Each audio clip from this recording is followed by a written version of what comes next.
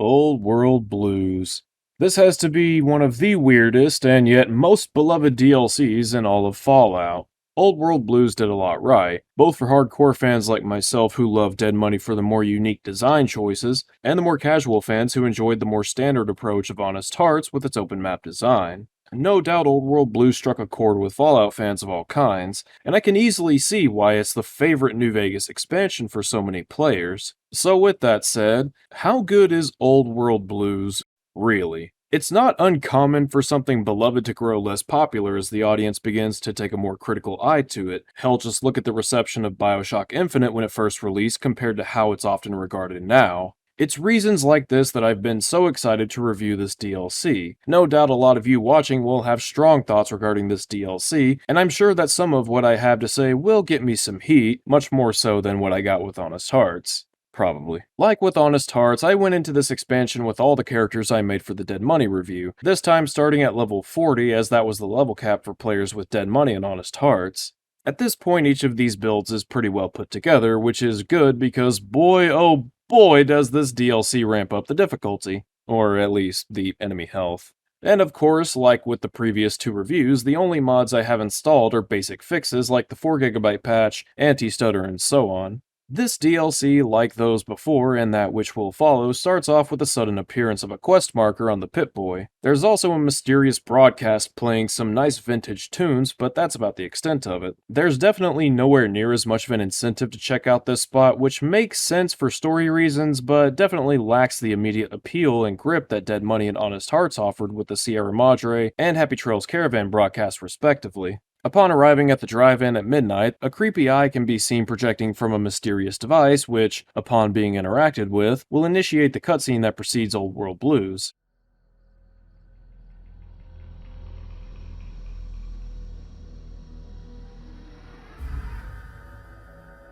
In the years before the Great War, Big Mountain had been the home to the brightest minds of the 21st century.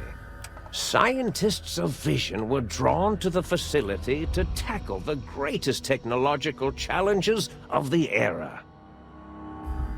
They sought to create a new world, fueled by technology for the benefit of all mankind. Sonic emitters, space-age alloys, DNA hybridization, force field particle research, autodoc advances in cranial, cardiac, and trauma surgery. The hopes and dreams of a century became realities in the electronic forges of Big Mountain. The nucleus of this research was the Dome, a huge stone facility that held the labs of every science known to man. It was a think tank where no problem could not be solved, where no question could not be answered. The Great War brought a new energy to Big Mountain and its scientists. Although sheltered from the front lines, the scientists waged their own war, fighting their battles at the atomic level. Equations and calculations marched endlessly across chalkboards and computer terminals toward one solution: winning the war. For years, the minds and computers of Big Mountain were a blaze of trajectories, weapon schematics, and nuclear theories. The problems began to outpace the solutions, first geometrically, then exponentially. As the war escalated, so did the questions. On the night of October 23rd, 2077, the scientists received an answer that put all their questions to rest. In the aftermath, Big Mountain's silent experiments went to sleep, their creators slowly dying in the new world that had been left behind. And the great stone in the middle of the Big Empty lay untouched, filled with countless technological wonders. Wonders that, in the end, had been answers to the wrong question.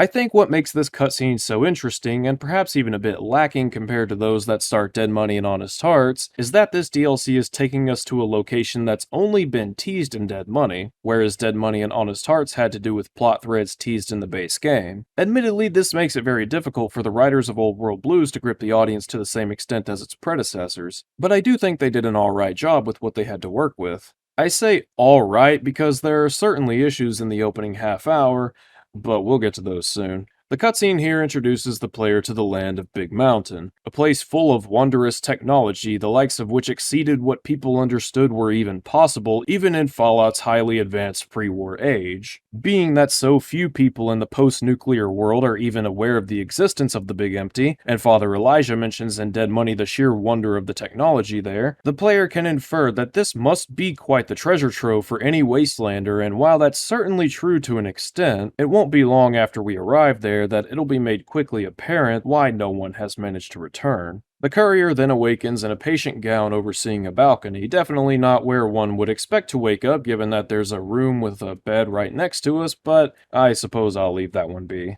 There's a force field preventing the player from escaping off the balcony, and only one door to enter. Inside is a pretty nice area with a bedroom, some fancy technology, a small farm, workbenches, and a variety of devices that are currently inoperable. It's a pretty nice living space, all things considered, downright incredible by wasteland standards. Across from the door going to the balcony, there are two more doors, one of which is currently inaccessible, meaning that there's only one way to go. And this is where the real Old World Blues begins. Behind this door is a small room leading into a massive chamber full of screens and all kinds of techno-whatevers that a layman such as myself couldn't even begin to fathom the purpose for. Most notable, of course, is a line of brains with computer screens depicting eyes and lips attached to the various suspended vats that they reside in. Definitely one of the more bizarre and punfully intended jarring visuals in any Fallout game. Approaching the brains initiates a conversation with one Dr. Klein, a somewhat aggressive individual who appears to be the head honcho of this collective. What follows is a half-hour conversation, no I am not joking, full of exposition, humor, and a couple of speech checks. Alright, before we get into all of this, I'm gonna lay down some issues I got with this introduction. Dead Money and Honest Hearts struck a good balance with the pacing of their openings that I feel Old World Blues is sorely lacking. Both had radio broadcasts to offer a basic introduction to the story premise. Both started off with a fair amount of dialogue expositing about where the courier was or was headed, and could even be cut short with dialogue choices. Old World Blues gives the player nothing going in, brings them to a location with no idea of what's going on, and throws an unfocused half hour of conversation at them. To call this pacing horrendous would be putting it very mildly. There's also the issue of the dialogue system itself. Prior to Fallout 4, Fallout dialogue was only ever fixated on one character at a time, making any sort of interaction with multiple characters at once basically impossible without some rather jarring cuts. For the most part, Fallout 3 and New Vegas both handled this pretty well, making it a point to avoid those types of scenarios. Here in Big Mountain, however, the player talks to all 5 of the brains at once, and not only does the camera not jump from one brain to another, instead always focusing on Klein, but the name at the top right doesn't even indicate which of the brains is speaking at a time. It just stays on Dr. Klein. Alright, so the camera not moving is bizarre because they do the exact thing when Mobius interrupts, but also, you can change text on the screen. So just do that, but over here. I suppose to their credit, Obsidian tried to work around this by stylizing the dialogue text to fit specific brains, which can help. Dr. Klein is in all caps. Dr. Boros has specific words fully capitalized with hyphens bookending his text blocks. Dala, being a woman, has the most unique voice of the 4 that can speak, so she just gets regular text. Dr. O has asterisks bookending his text, and Dr. 8 is just completely unintelligible, with text that's just random assortments of symbols. No doubt he's speaking an ancient and forbidden dialect that would melt our brains should we try to even comprehend a syllable of it, so I'm just gonna leave him be. Unfortunately for people just starting this DLC, the quirks Obsidian opted for in distinguishing the brains aren't going to be immediately clear. To my knowledge, Fallout's never really done this kind of playing around with text before, so it's not something a typical player can just immediately be expected to pick up on. I won't disrespect the intelligence of people and assume that everyone failed to catch on, but I know I did when I first started, and were I not so familiar with this content, I'd probably still struggle with it to some extent. Now, this isn't the most egregious issue in the game, but it's definitely exacerbated by the sheer length of the dialogue and just how much ground it seems to be trying to cover. I say seems to be because, in actuality, the player is being told where they are, what the situation is, how they can fix it, and perhaps getting additional help from the brains should they pass some speech checks. New Vegas isn't typically this long-winded. Sure, Caesar and House like to hear themselves talk, but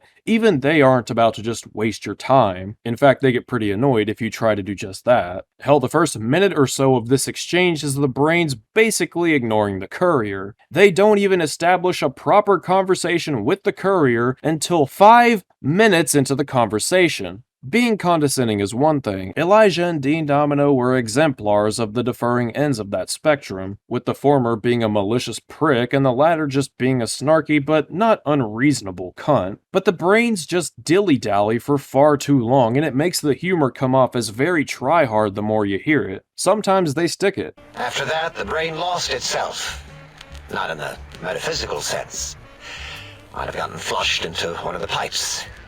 Actually, that's pretty likely. If so, it was flushed all the way to Mobius. Flush! That is the sound of flushing. Others, not so much.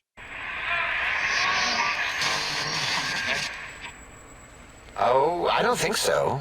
Wait. What is he doing?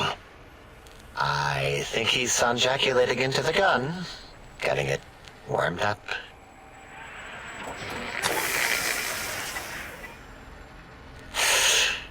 Ding. Turkey's done. You give it to the lobotomite. I'm not touching that thing. Oh, I don't think so. I'll do it if you two are going to be ashamed of your own technological needs. Let me give it a little sonic sterilization first. Ooh.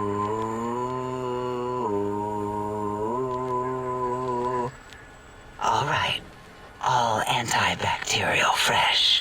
And believe me, I recognize the irony in me saying that this dialogue is long-winded given my track record as a longboy, but at least I make a concerted effort to only say what I feel needs to be said, and occasionally just because I want to. Otherwise, these DLC review series would be several videos longer, and the DMC video would have also tackled the shit gameplay and been at least 2.5 hours long. Same with the Last of Us 2 video, by the way, and the Demon's Souls video that I'm working on would have also included a probably multi-hour rant about Elden Ring and how dimly it pales in comparison to Demon's Souls, Bloodborne, Dark Souls, and Dark Souls 3. So you're welcome. This conversation also has some major fucking bombshells in it that leave most players saying, "I'm sorry, what the fuck?" Which can make it really difficult to focus on other subjects over the period of time this conversation takes place. Sorry for the attention deficit, but I find it a bit difficult to listen to these idiots ramble on about pylons and other sciences in the Forbidden Zone when I've just been nonchalantly told that my brain, spine, and heart have all been removed. Add to that the amount of humor that's being incorporated into this scene, and the whole thing becomes really difficult to keep track of. Alright, so here's the rundown. The courier was teleported, I think, by the device at the Mojave Drive-In. And it's here that Dr. Dalla used the autodock in the sink, the nice little area upstairs, to remove the courier's brain, spine, and heart, replacing them with devices that serve as cybernetic substitutes. This is a procedure that has been performed on numerous wastelanders over an unknown length of time. At some point following the brain extraction, Dr. Mobius, a scientist in another part of the Big Empty, gained access to the think tank and brought the courier's brain to the Forbidden Zone, where Mobius resides. The courier needs to gather technology for the scientists of the think tank, a sonic emitter and an upgrade that runs on a specific frequency, a transmitter antenna that accelerates and focuses brain waves, and a stealth suit fitted with AI as well as body-altering capabilities. Though the true purpose of the acquisition of these items is currently unknown, which makes it difficult to feel at all engaged with what is ultimately just a fetch quest opening the DLC. When pressed about it, the brains basically tell the player, "Shut the fuck up, we don't need to tell you." Which, not gonna lie, it's kind of a weak cop-out. If their intentions were pure, they wouldn't care to tell us, but if they were malicious, you'd think they'd at least try to mislead the courier. Hell, it'd probably be more effective on a comedic level to see them stammer to come up with some smart-sounding explanation. Couriers with high intelligence could call them out, and that's when the brains would just say, "Oh, shut up, go do what we told you if you want to get out of here." Couriers with low intelligence could just marvel at the nonsense in an even more comedic way. Alright, so elephant in the room, brain removal. I feel like there's an understood rule in fiction that the more significant or distinct a plot element is, the more elaboration and focus it's gonna need. For instance, the mass relays of Mass Effect are colossal machines that allow for travel throughout the galaxy, enabling the very possibility of Mass Effect's world to exist as it does. The mass relays are crucial to the plot of Mass Effect in each of the games. In the first game, the very first thing we see happen is a jump through a mass relay. And from the opening minutes to the story's conclusion, their significance is constantly being referenced by the characters, with one of the most pivotal scenes in the game having the secondary antagonist reveal that the Reapers actually created the mass relays so as to accelerate and manipulate the very way galactic civilization would evolve between the 50,000-year cycles of extinction, giving the Reapers an enormous advantage when the time of their invasion would arrive. The finale of the game also centers around the Citadel being a supermass relay and the use of a smaller mass relay in order to reach it in time. In Mass Effect 2, the entire plot revolves around trying to make the jump through an anomalous relay so as to destroy the enemy faction. The Arrival DLC of Mass Effect 2 focuses on the Reapers trying to use the Alpha Relay at the edge of the Milky Way galaxy. That way they'll have near instant access to the majority of the galaxy, rather than having to slowly traverse the galaxy one system at a time from dark space. It was basically their contingency, should the Citadel plan with Sovereign not work out. In Mass Effect 3, the Reapers used the relays to dominate one solar system at a time in a drawn-out but still completely one-sided invasion. In Mass Effect Andromeda, the lack of mass relays prevents travel beyond the Helios cluster, allowing the Milky Way pioneers, and thus the players, a chance to get a more focused introduction to what Andromeda has to offer, all the while establishing building blocks for the story to expand upon in follow-up titles that unfortunately might never happen because the development of Andromeda was botched harder than CM Punk's buckshots. Probably doesn't help that the conversation surrounding the game was more polluted than the fucking Ganges River. Anyways, going back to New Vegas, the game opens with the courier being shot in the damn head, dug up, and resuscitated. This is an extremely unlikely scenario, but not completely outside the realm of possibility, and it's constantly acknowledged throughout the game as something that was absurdly improbable to survive. Not only that, but it helps to establish the courier as a force to be fucking reckoned with, adding to the believability of everything the courier accomplishes throughout the New Vegas story. So here we are in Old World Blues, and it's been established that the courier's brain, heart, and spine were removed during a super advanced surgical procedure, and to their credit, Obsidian does provide some explanation of how the operation went. Following the removal of the courier's brain, their organs went on the fritz, as is to be expected in the absence of one's brain, so Dr. Dollar replaced the spine and heart with devices that would compensate and keep the other organs in check. You might be wondering how it is that the courier is able to walk around and talk as if all was normal.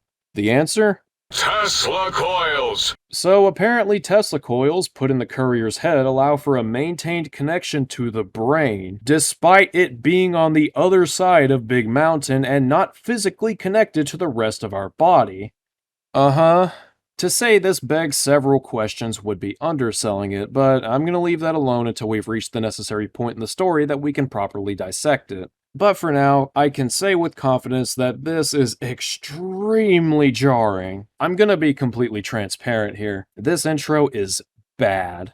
Yes, it establishes the tone of Old World Blues pretty effectively, with its blend of over-the-top, wacky sci-fi shenanigans and underplay darker elements. But it's severely marred by some of the worst story pacing to be found in New Vegas, and extremely long and unnecessarily convoluted opening dialogue, unclear stakes, and a vague plan of action. In Dead Money, the stakes were very clear, with all pertinent information being made clear to the player, and the dialogue could be anywhere from a couple of minutes to 20 minutes depending on what the player felt like asking about. For all of its problems, Honest Heart's opening effectively establishes the conflict the courier is about to find themselves amidst, and just about anyone interested in the goings-on of Caesar's Legion will be glued to their seat the moment they meet or even hear about Joshua Graham, which won't take long. Old World Blues just doesn't seem to have any idea how to properly grip the audience, and its efforts come off as very scrambled, lacking the focus that made its predecessor so effectively engaging. Now, I know this probably sounded extremely negative, but worry not, we've got plenty more to cover with Old World Blues, and the review is still young. Once again, and as always, I appreciate your support and hope that you're looking forward to what's to come. As divisive as it may be, I think this is going to be one of the more enjoyable dissections I've done of a New Vegas DLC, and I hope my content reflects the enjoyment that I've had in doing so. But that's all I've got for today. I'll see you again soon.